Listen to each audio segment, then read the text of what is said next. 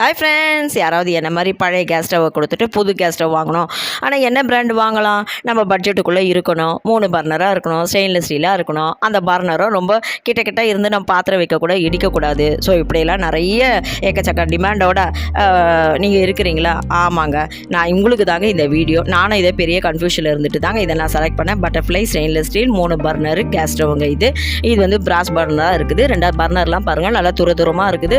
பாத்திரம்லாம் வச்சா கூட பக்கத்தில் வந்து இடிக்காது. நம்ம பட்ஜெட் ஃப்ரெண்டின்னு சொன்னேன். அப்படி என்னமா ப்ரைஸ் அப்படின்னு கேட்குறீங்களா? ஆமாங்க, 5678. என்னோட பட்ஜெட் ஒரு 6000 கிடைக்குமா 3 பர்னர் அப்படின்ற டவுட்டோட தாங்க பட் நல்ல பெஸ்ட் குவாலிட்டியோட எனக்கு கிடச்சிதுங்க. இது வந்து பார்த்தீங்கன்னா சைடில் 2 ஹேண்டல்லாம் கொடுத்துருக்குறாங்க.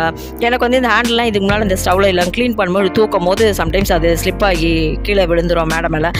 அதனால் இது பார்த்தீங்கன்னா 2 பக்கம் ஹேண்டில் பண்ணுறதுக்கு நல்லா பிளாக் கலரில் சூப்பராக 2 ஹேண்டில் கொடுத்துருக்காங்க. இதுதான் வந்து டியூப் அட்டாச் பண்ணுற பிளேஸுங்க. இதை விட ஒரு நல்ல ஒரு அட்வான்டேஜ் என்ன சொல்லிட்டேன், நடுவில் பாருங்கள் ஒரு அழகாக ஒரு சிலிக்கான் மேட்டு கொடுத்துருக்காங்க. அந்த மேட்டு எதுக்குன்னு கேட்குறீங்களா? அது வந்து பார்த்திங்கன்னா நம்ம கரண்டிலாம் வச்சுக்கலாங்க. அந்த கரண்டி வைக்கிறதுக்கு நம்ம தனி ஆக்சசரிஸ்லாம் வாங்க வேணாம், ஒரு பிளேட்டை யூஸ் பண்ண வேணாம். ஏமா அது மேலே வைக்கிறவன் குழம்புலாம் படியாதா அப்படின்னு சொல்லிட்டு நினைக்கிறீங்களா? அது வந்து சிலிக்கான் மேட்டர்னால நம்ம எடுத்து அழகாக வாஷ் பண்ணி மறுபடியும் நம்ம போட்டுக்கலாங்க. எல்லாம் சொன்னம்மா எங்கம்மா வாங்கினேன் அப்படின்றீங்களா? எல்லாம் நம்ம சென்னை பல்லாவரம் ரேடியல் ரோடுல சரவணா செல்வரத்னம் தாங்க வாங்கினேன். இந்த வீடியோ பிடிச்சா லைக் பண்ணுங்கள், நம்ம சேனலை சப்ஸ்கிரைப் பண்ணுங்கள். கருத்துக்களை